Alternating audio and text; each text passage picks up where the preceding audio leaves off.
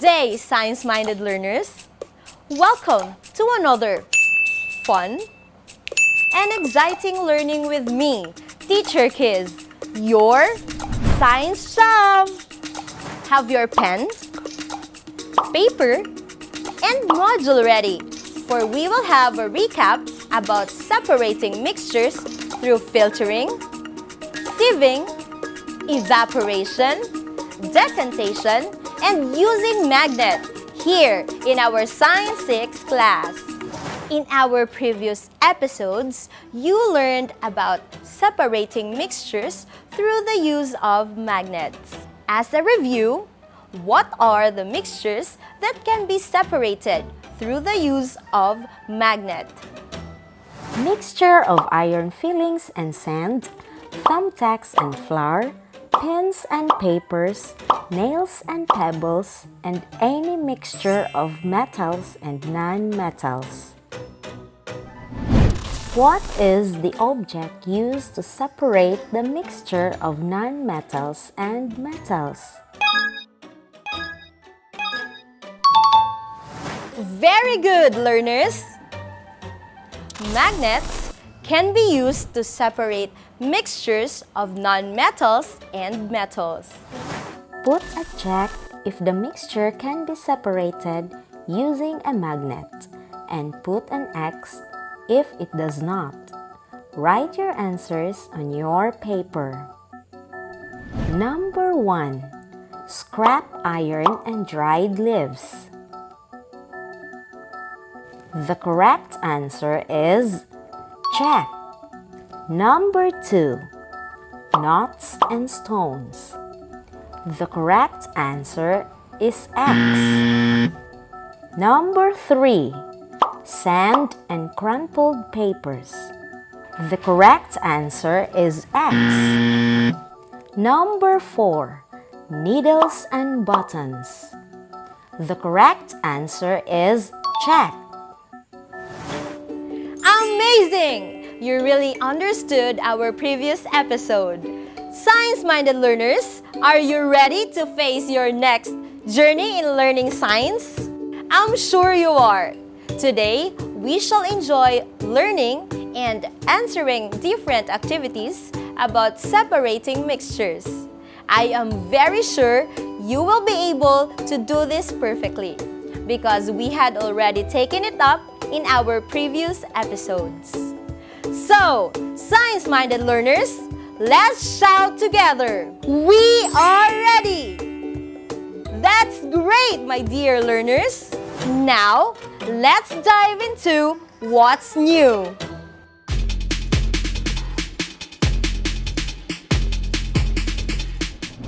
Arrange the jumbled letters to form the correct word. Write your answers on your paper. Very good! Evaporation.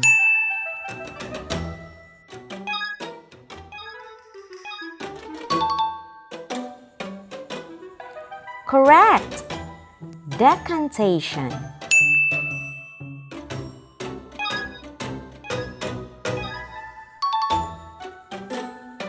Great! Magnetizing.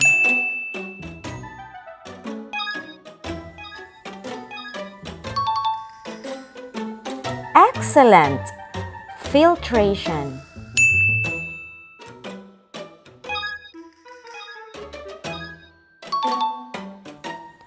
Very good! Sieving. Well done, my dear learners! You got it correctly! It only shows that you truly understood our previous discussions. Keep it up! At the end of this episode, you will learn how to identify the different ways of separating mixtures, describe the different processes involved in separating mixtures, and apply the different techniques in everyday life. There are many ways of separating mixtures. The techniques in separating mixtures depend on the type or kind of mixture you have. In our previous episodes, we learned the different techniques in separating mixtures. we learned about filtration, evaporation, decantation, sieving, hand picking, and the use of magnets. Components of mixtures can be separated into different parts. Solid-to-solid mixtures can be separated either through hand picking or physical manipulation, sieving, or the use of magnets. Hand picking or physical manipulation is the technique used in separating the solid components of a heterogeneous mixture. The components of the mixture should be big enough to be seen and picked by hands and forceps. Sieving is used when two or more components of different sizes are separated from a mixture.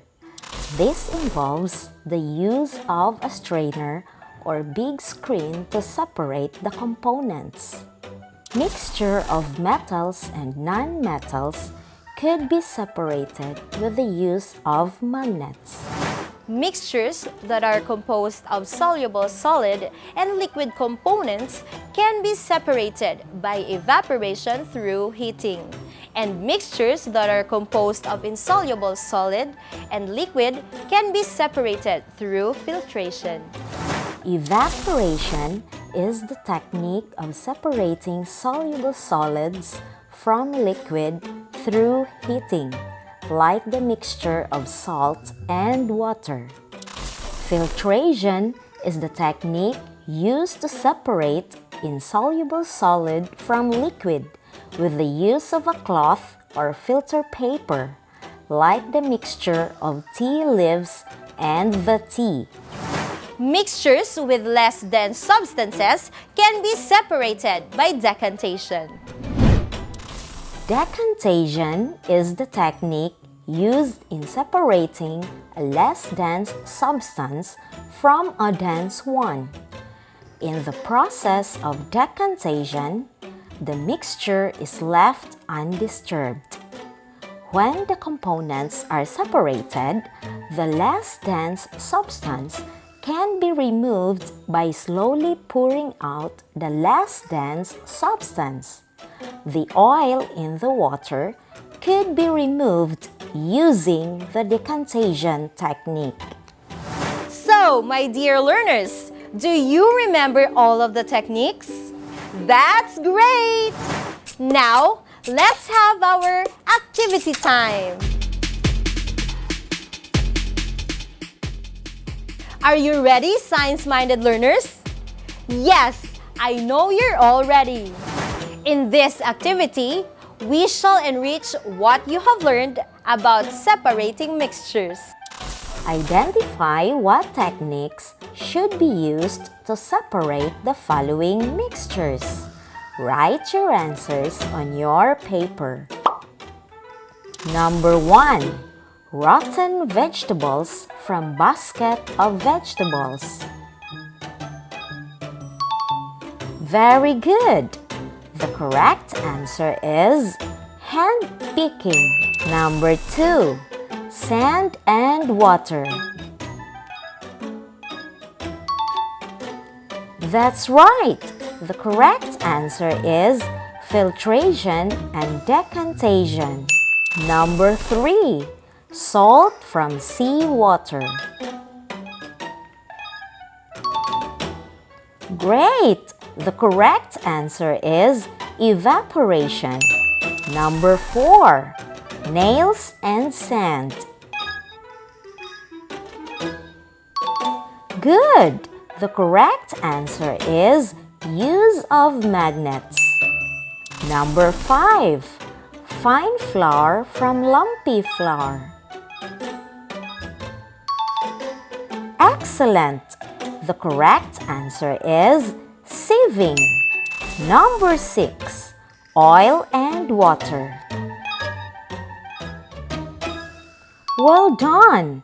The correct answer is decantation.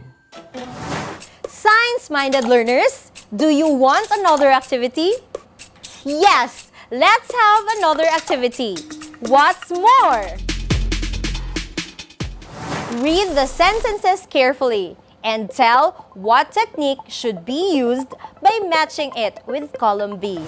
What technique should we use when we dry wet clothes under the sun? Okay, that's right. The answer is letter D, evaporation. What technique should we use when we want to separate fine particles of sand from a gravel? Great! The correct answer is letter B, sieving. What technique should we use when we need to separate the pins from the mango seeds? Very good! The correct answer is letter E, through the use of magnets. What technique should we use when we need to separate the coconut milk from the coconut meat? Good! The correct answer is letter A, filtration. What technique should we use when we want to separate grapes from a basket of apples? Very good! The correct answer is letter C, hand-picking or physical manipulation. Very good, science-minded learners! You did a good job today! Excuse me. Hello, Teacher Keys. Oh! Hi, Sissy! It's nice to see you today. What can I do for you? Teacher Keys, I am very happy that I am almost done answering my modules. Oh, that's good, Sissy! You're doing great! So, where are you now in answering your science module? Teacher Keys, I have here a puzzle about techniques in separating mixtures. Can you help me with this puzzle, teacher? Sure, Sissy! I am willing to help you, and our science-minded learners too are very eager to help you always. Thank you, Teacher Keys. And science-minded learners, Identify the techniques in separating mixtures. Circle the word of the correct answer. What technique in separating mixtures do you find in vertical position in the word puzzle? Very good! We have sieving. What else, learners? Very good! We have magnet. How about in horizontal position? That's right! We have decantation. What else? That's correct! Evaporation. What's more? Excellent! We have filtration. Okay, we still have one more. That's right! We have hand-picking. Yay! Well done, science-minded learners! Our friend Sissy is very happy because you are always there ready to help her. Hopefully, you will not get tired of helping someone like Sissy. Now, let's go to what I have learned. Complete the following paragraph. Write your answers on your paper. I learned that there are many ways of separating mixtures. The techniques used in separating mixture depend on the type or kind of mixture you have. Solid to solid mixtures can be separated through blank, blank, blank. Soluble solids can be separated through blank, and insoluble solids can be separated through blank. Mixtures with less dense substances can be separated from denser substances through blank. That's right! There are many ways of separating mixtures.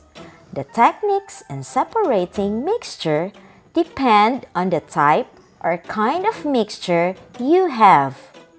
Solid-to-solid mixtures can be separated through hand picking, the use of magnets, and sieving. Soluble solids can be separated through evaporation, and insoluble solids can be separated through filtration.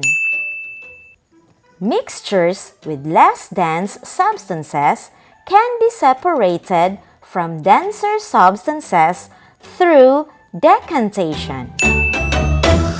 Science-minded learners, are you ready for our next activity? What I can do? In your paper, write true if the statement is correct and false if not. Number 1.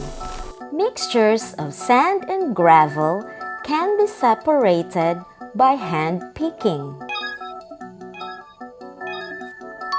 The correct answer is false. Number 2. Mixtures of oil and water can be separated by decantation.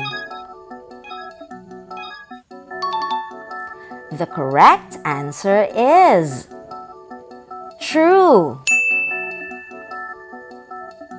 Number 3. The drying of a wet blanket under the heat of the sun undergoes the evaporation process.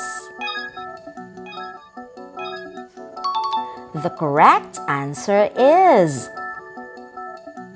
true. Number 4. Sieving is the technique used to separate dried leaves from sugar. The correct answer is true. Number 5. Needles can be separated from the sand by the use of magnets. The correct answer is true.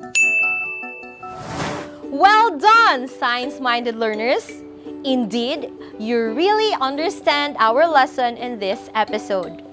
I hope that you will not forget what you learned today.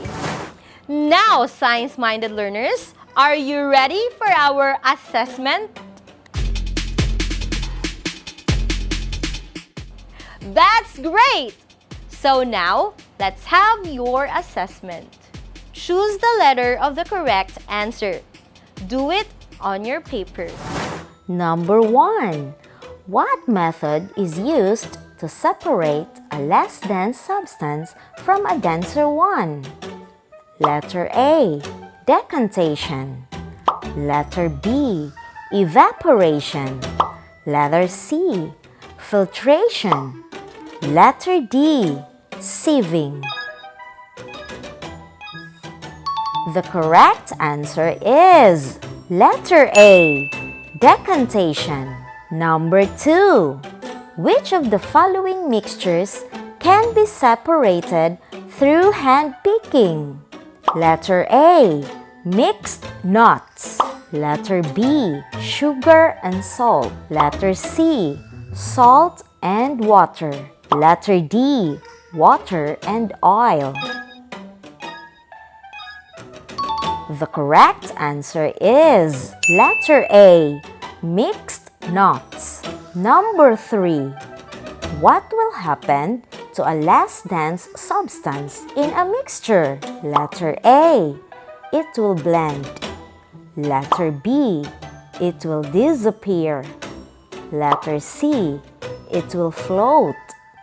Letter D, it will sink. The correct answer is letter C. It will float. Number 4.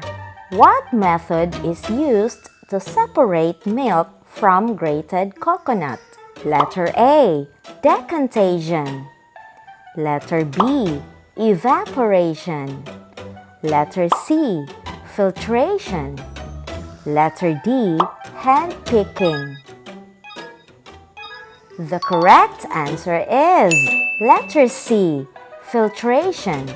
Number 5. What method is used to separate metals from non-metals? Letter A, evaporation. Letter B, filtration. Letter C, hand picking. Letter D, use of magnets. The correct answer is letter D, use of magnets. So, how do you find our assessment, science-minded learners? Is it easy? Yes, I know that it is very easy for you because you participated actively in our lesson in this episode. Well done, science-minded learners!